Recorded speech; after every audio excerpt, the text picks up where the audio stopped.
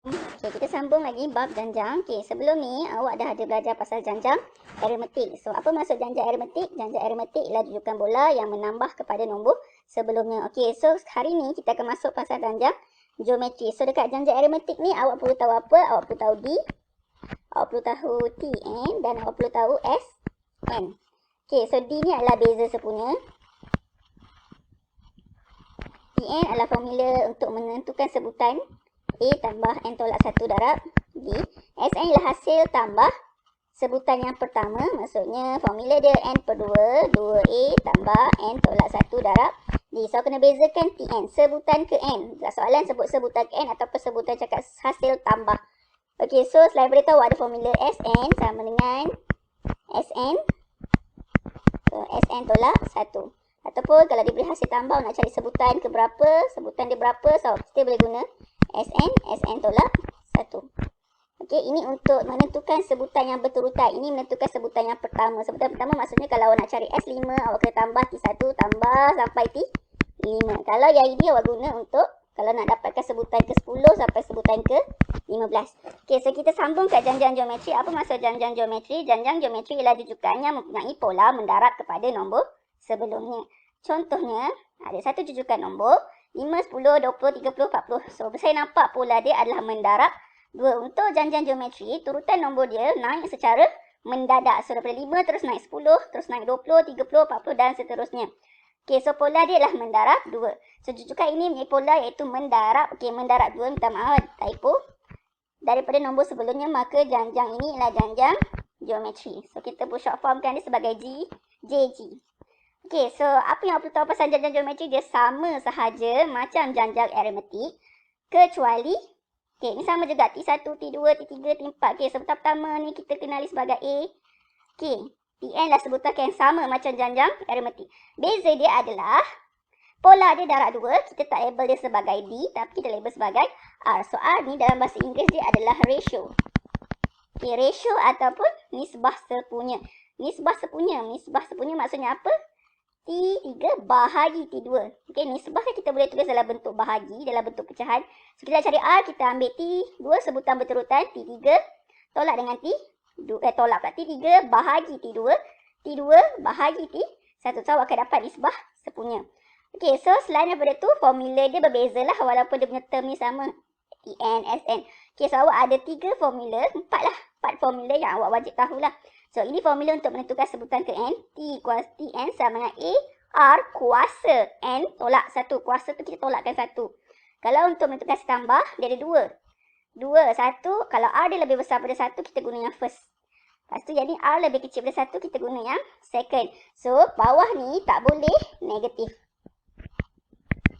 Okey, kalau awak salah pilih rumus, awak akan dapat bawah dia negatif. Tak boleh negatif ya. Formula bawah ni tak boleh negatif. So, kalau R kurang pada 1, maksudnya R tu negatif 0.1 ke, negatif 0.5 ke, awak kena guna yang ini. Supaya awak dapat bawah dia positif. Kalau R lebih besar pada 1, contohnya R ada 5 ke, 10 ke, so awak akan guna yang ini. Okey, selain daripada tu, kita ada formula untuk menentukan hasil tambah sehingga ke tak terhinggaan. Tak terhingga ni maksudnya infinity lah.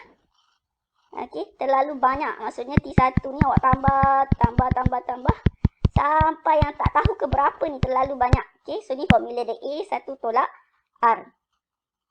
Okey, kita tengok contoh buku kerja muka surat 20. Nyatakan sama ada jujukan yang diberi janjang geometri atau bukan. So, janjang geometri, ciri-ciri dia ada nisbah sepunya. So, macam nak cari nisbah sepunya, kita buat T2 bahagi T1. So, T2 bahagi T1 dapat P kuasa 4 bahagi P kuasa 2. So, hukum indeks kuasa kalau bahagi kita tolakkan. Kita dapat P kuasa 2. Kita tengok T3 bahagi T2.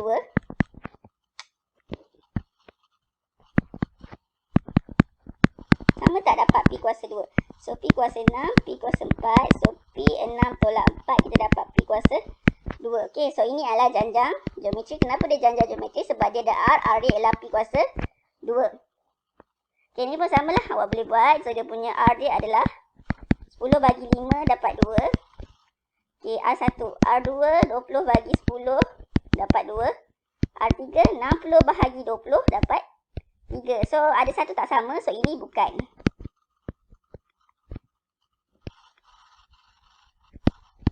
Sebab tiada R. tiada nisbah sepunya. Okey, soalan nombor 2 bagi tahu dia lah janjang geometri dan dia suruh cari nisbah sepunya. So, awak tak perlu cek lagi lah dia ni janjang geometri ke tak sebab soalan dah bagi. So, awak perlu cari R saja. Pilih mana-mana sebutan yang berterutan. Contohnya saya pilih T2 dengan T1. So, 1/2 bahagi 1 akan dapat 1/2. Okey, soalan C. R dia pilih mana-mana negatif 96 bahagi 192. So, bila kita cek jawapan dia akan jadi negatif 1/2. So, R dia lah negatif 1/2. Okey, soalan nombor 3. Cari sebutan ke-11. Sebutan ke-11 ini adalah T11. So, awak kena cari T11. Apa formula Tn dia? Tn sama dengan, okey, ni dengan N ni janjang geometri. Jangan salah dengan aritmetik. A, R, N tolak 1.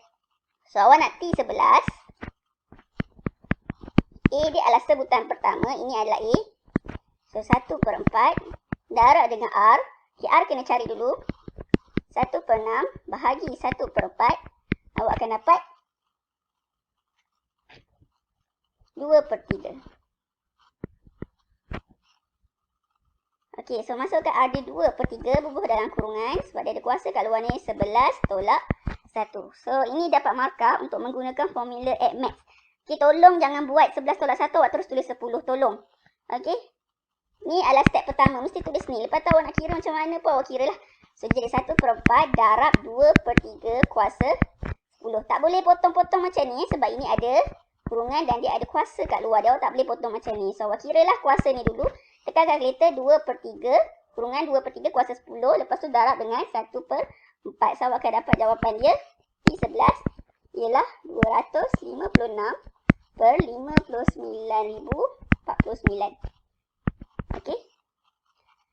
Okey, soalan seterusnya. Hitung bilangan sebutan bagi setiap janjang berikut. Janjang geometri. Okey, so ini mesti guna Tn, formula Tn. Tn sama dengan A, R, N tolak 1.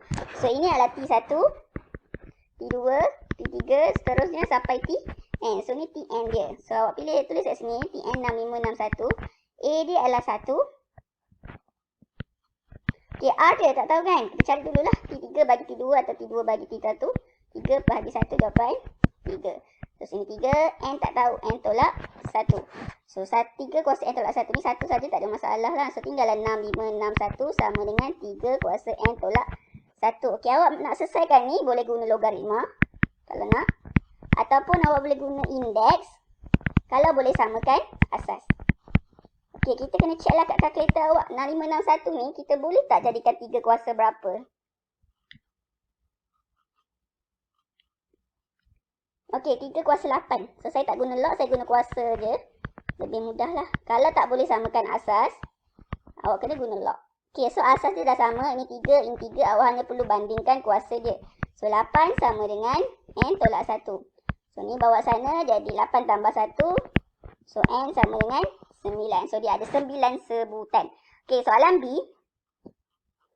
Okey, ni T1, T2, T3. Sorry. Sampailah Tn. Formula apa? Tn sama dengan A, R, N tolak 1. Okey. Tn ialah 1024 set 5. Sama dengan A adalah sebutan pertama. 2 set 5. Okey, R. Ni N tolak 1. Okey, apa R? R dia kena carilah. T2 bagi T1. So, 4 set 5. T2 bahagi T1. So, set ni boleh potong. Atas bawah sama. So, ni boleh potong. 4 bagi 2. So, R sama dengan 2. So, letak sini 2. Okey, boleh ke darab? Tak boleh lagi sebab dia ada kuasa. Apa awak buat? Ni. 2 set 5 ni. Awak bawa ke sana dia jadi bahagi kan. So, 1024 set 5. Bahagi 2 set 5. Sama dengan 2 kuasa N tolak 1. Okey, set 5 potong. Okey, 1024 bahagi 2. Dapat 512.